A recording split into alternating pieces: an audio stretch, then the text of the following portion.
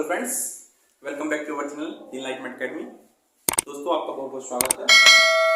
दोस्तों, जैसा कि हमने पिछली अपनी इंट्रोडक्टरी क्लास में पृथ्वी की आंतरिक भौतिक दशा संबंधित कुछ टर्मिनोलॉजी की चर्चा की थी, तो फ्रेंड्स, जैसा कि हमने वादा किया था कि आज हम आपके लिए एक न्यू चैप्टर लाएंगे। उस चैप्टर का नाम है पृथ्वी की आंतरिक भौतिक दशा।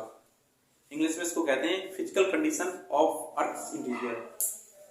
तो फ्रेंड्स, जैसे कि हमने पहले पिछली कक्षा में बताया था कि हमें अपनी पृथ्वी की आंतरिक संरचना का पता होना क्यों जरूरी है, क्योंकि हमने बताया था कि आपकी जो भूकंप, ज्वालामुखी जो क्रियाएं होती हैं वो सब आपकी पृथ्वी की आंतरिक भौतिक दशा में ही है। ठीक है। और हमने आपको बताया था कि खनिजों की जानकारी के लिए हम पृथ्वी की आंतरिक दशा की जानकारी रखना चाहते हैं। तो फ्रेंड्स, चलिए आज हम इस टॉपिक को स्टार्ट करते हैं। अगर आप BTech+VTGT, PTT, LTGATE, BPSC 3.30, SSC या किसी भी कॉम्पिटिटिव एग्जाम की आप तैयारी कर रहे हो तो फ्रेंड्स आप हमारे चैनल इनलाइटमेंट अकेडमी को सब्सक्राइब कीजिए। तो फ्रेंड्स, चलिए बिना देरी करते हुए स्टार्ट करते हैं टॉपिक को। पृथ्वी की आंतरिक भौतिक दशा। देखिए, पृथ्वी की आंतरिक भौतिक दशा, सबसे पहले आप क्वेश्चन पूछेंगे सर हमको ये पता नहीं इसकी परिभाषा ही क्या है। तो फ्रेंड्स, मैं वही बता देता हूँ।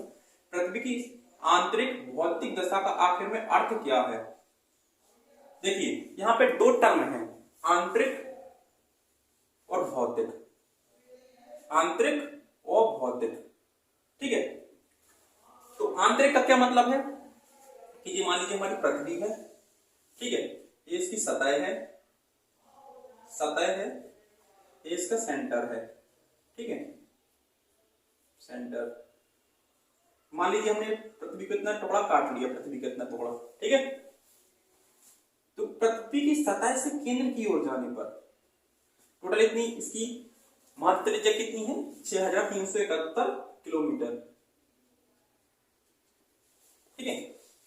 तो इसकी परिभाषा क्या बनेगी, पृथ्वी की सतह से केंद्र की ओर जाने पर लगभग 6371 किलोमीटर की गहराई पर जाने पर जो पृथ्वी की जो भौतिक दशाएं हैं, भौतिक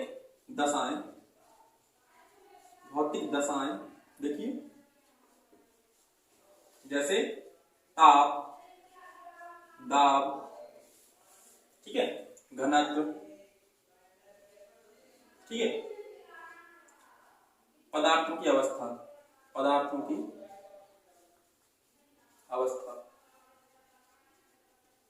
तो हमारी परिभाषा क्या बनी कि पृथ्वी की आंतरिक भौतिक दशा का मीन्स क्या है कि पृथ्वी की सतह से केंद्र की ओर जाने पर लगभग 6371 किलोमीटर की गहराई पर जाने पर जो पृथ्वी की जो भौतिक दशाएं हैं, ताप, दाब, घनत्व, तो चट्टान की पदार्थ की अवस्था कैसी है, मतलब हम इसका अध्ययन करते हैं कि पृथ्वी की सतह से केंद्र की ओर जाने पर जो हमारी भौतिक दशाएं हैं, जैसे ताप पर क्या प्रभाव पड़ रहा है, दाब पर क्या प्रभाव पड़ रहा है, घनत्व क्या प्रभाव पड़ रहा है, तथा चट्टानें हमारी कैसी हैं, ठोस हैं कि द्रव हैं कि गैस अवस्था में है, किस अवस्था में है, इत्यादि से संबंधित विशेषताओं का अध्ययन हम पृथ्वी की आंतरिक भौतिक दशा में करते हैं।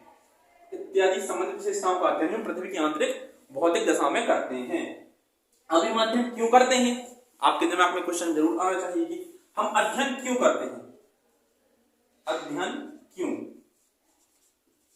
क्यों करते हैं, ठीक है। अध्ययन हम इसलिए करते हैं क्योंकि जो भौतिक विशेषताएं हैं,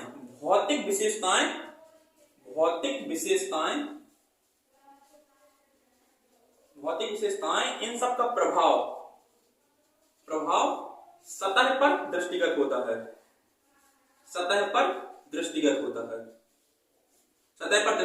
है और जैविक अजैविक घटकों को पर्याप्त रूप से प्रभावित करता है। जैविक व अजैविक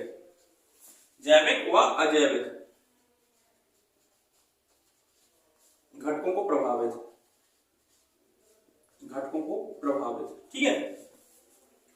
हम इसका अध्ययन क्यों करते हैं, क्योंकि जो हमारी जो भौतिक विशेषताएं हैं, ताप, दाब, घनत्व, चट्टान की पदार्थ की अवस्थाएं, ये हमारी सतह पर दृष्टिगत होती हैं। आप देखते हैं भूकंप, ज्वालामुखी आते हैं, ठीक है, ये मानव जीवन को, पौधों को, वनस्पतियों को, ठीक है, जैविक मतलब मानव, जीव जंतु, ठीक है, और आप अजैविक घटक होते हैं जैसे पेड़ पौधे, इन सबको पर्याप्त रूप से प्रभावित करते हैं। ठीक है, यही कारण है कि हम पृथ्वी की आंतरिक भौतिक दशा का अध्ययन करना चाह रहे हैं, क्योंकि हमने पिछली इंट्रोडक्टरी क्लास में बहुत अच्छी इसको डिटेल तरीके से समझाया था कि क्यों अध्ययन करना चाह रहे हैं। उसमें हमने एग्जाम्पल दे के भी समझाया था। यहाँ हमने उसकी डेफिनेशन समझी है कि पृथ्वी की आंतरिक भौतिक दशा का आखिर में अर्थ क्या है भाई साहब। तो पृथ्वी की सतह से केंद्र की ओर जाने पर लगभग 6371 किलोमीटर की गहराई पर जाने पर जो भौतिक दशाएं हैं, जैसे ताप, दाब, घनत्व, चट्टान की पदार्थ की अवस्थाएं इत्यादि से संबंधित विशेषताओं का अध्ययन ही पृथ्वी की आंतरिक भौतिक दशा के अंतर्गत आता है। ठीक है, अब आखिर में ऐसे कौन कौन से तरीके हैं जिनसे हम अपनी पृथ्वी की अंदर की बातें जान सकें, ऐसे कौन कौन से तरीके हैं, तो चलिए फ्रेंड्स उनको हम जानते हैं। ठीक है फ्रेंड्स, तो स्टार्ट करते हैं।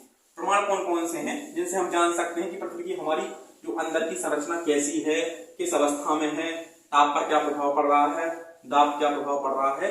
ठीक है, तो जानने के स्रोत पर हम चर्चा करते हैं।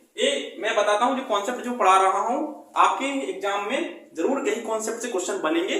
अगर आप वीडियो को देखेंगे एंड तक तो आपको कॉन्सेप्ट अच्छे से समझ में आएगा और आप अपने एग्जाम में अच्छा परफॉर्मेंस देके आएंगे जरूर। ठीक है, क्योंकि आप देखते हैं जो एनसीईआरटी बेस्ड ही मैं पढ़ा रहा हूं, जो एनसीईआरटी से रिलेटेड है। जानने के स्रोत, एक मिनट के लिए, जानने के स्रोत, जानने के स्रोत,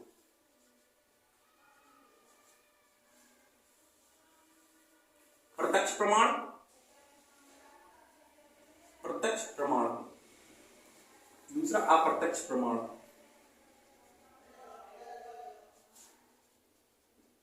ठीक है,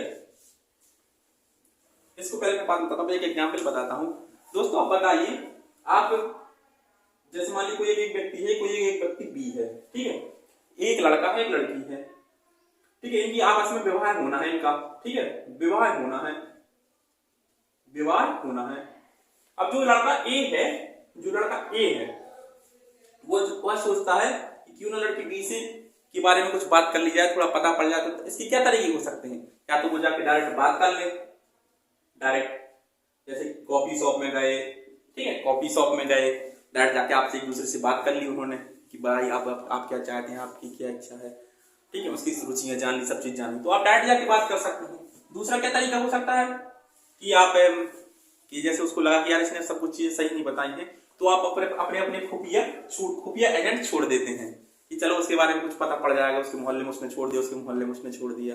ठीक है, लेकिन जब बाद में निष्कर्ष पता चला तो चलो उसने अंदाजा लगा लिया, चलो यार इतना भी बुरा बंदा नहीं है, इतनी बुरी बंदी नहीं है। ठीक है, ठीक इसी प्रकार हमारे पृथ्वी की आंतरिक संरचना को जानने के भी दो प्रकार के स्रोत हो सकते हैं। जैसे प्रत्यक्ष प्रमाण में हम देख सकते हैं, दूसरे हम अप्रत्यक्ष इनडायरेक्ट सोर्स भी देख सकते हैं। इनडायरेक्ट सोर्स, ठीक है, इनडायरेक्ट सोर्स, डायरेक्ट सोर्स। ठीक है, आखिर कौन कौन से ऐसे सोर्स हो सकते हैं जिनसे हम डायरेक्ट रूप से अपनी पृथ्वी की आंतरिक संरचना के बारे में जान सकते हैं? तो विद्वानों ने बताया कि भाई साहब प्रत्यक्ष प्रमाणों में पहले आता है ज्वालामुखीता, ज्वालामुखीता से निसृत लावा का अध्ययन। ठीक है, ज्वालामुखीता से निसृत लावा का अध्ययन। जैसे ज्वालामुखी क्रिया होती है तो ऊपर जो लावा आता है उससे हम जान सकते हैं कि हमारी पृथ्वी की जो आंतरिक संरचना है, दशा है, वो कैसी है। ठीक है, तो ज्वालामुखी से निसृत लावा का अध्ययन से हम जान सकते हैं। और हम कौन कौन से तरीके हो सकते हैं जिनसे हम पृथ्वी की आंतरिक संरचना को डायरेक्ट रूप से जान सकते हैं? हम भाई साहब खनन द्वारा भी जान सकते हैं। खनन द्वारा, जैसे हमने माइनिंग की है, माइनिंग इंग्लिश में लिख देता हूं यहां, माइनिंग। ठीक है, माइनिंग के द्वारा, ये इंपॉर्टेंट है, ये क्वेश्चन में बन सकते हैं कि पृथ्वी की आंतरिक संरचना की जानने के स्रोत कौन कौन से हैं, बताइए। प्रत्यक्ष प्रमाण, ज्वालामुखीता से निसृत लावा का अध्ययन। ठीक है, खनन द्वारा, माइनिंग द्वारा। जैसे अभी तक आपको पता है कि दक्षिण अफ्रीका में एक सोने की खान है जिसका नाम है रॉबिन्सन गर्त, जिसकी टोटल गहराई 3 से 4 किलोमीटर के आसपास मानी जाती है। तो एक खान है, ठीक है, खान है रॉबिन्सन गर्त। एग्जाम्पल यहां डाल सकता हूं, रॉबिन्सन गर्त।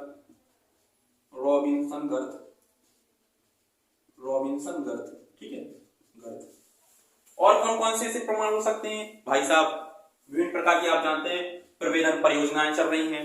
प्रवेदन परियोजनाएं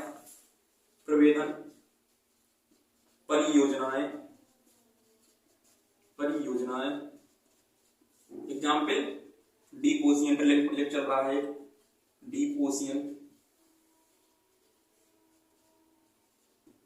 ड्रिलिंग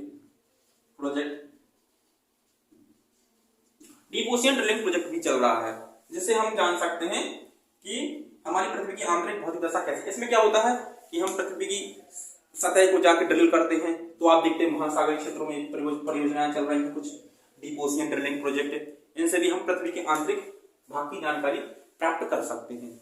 कुछ विद्वान कहते हैं कि जैसे हमारे पृथ्वी की जानकारी के लिए, पृथ्वी के आंतरिक भाग की जानकारी के लिए हम अन्य ग्रहों, उपग्रहों, उल्कापिंड का अध्ययन करके भी पृथ्वी की आंतरिक भौतिक दशा की जानकारी कर सकते हैं। लेकिन एनसीईआरटी के अकॉर्डिंग इनको अप्रत्यक्ष स्रोत में डाला है, प्रत्यक्ष में डाला है। लेकिन जब से कुछ विद्वान कह रहे हैं, जब से मानव मिशन संभव हुए हैं, जो यान भेजते हैं हम, तो हम जाके अध्ययन कर सकते हैं।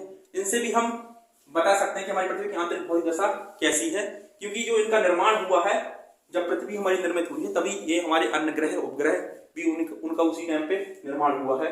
इसलिए हम इसको प्रत्यक्ष प्रमाण में भी ले सकते हैं। लेकिन एनसीईआरटी इसको कहती है कि भाई साहब पृथ्वी की जो ग्रह, उपग्रह, उल्कापिंड का अध्ययन, इसको हम अप्रत्यक्ष प्रमाण में शामिल करते हैं। ठीक है फ्रेंड्स, अब हम चलते हैं अप्रत्यक्ष प्रमाण। कुछ अप्रत्यक्ष प्रमाण देखते हैं, ठीक है, जिनके आधार पर हम बता सकते हैं।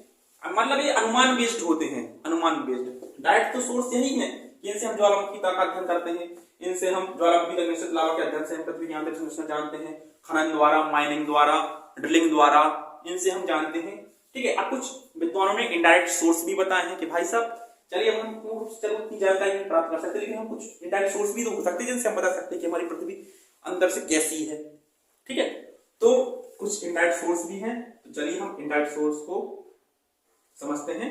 ठीक है, इसको हम थोड़ा साफ करते हैं, फिर हम इनडायरेक्ट सोर्स को समझते हैं।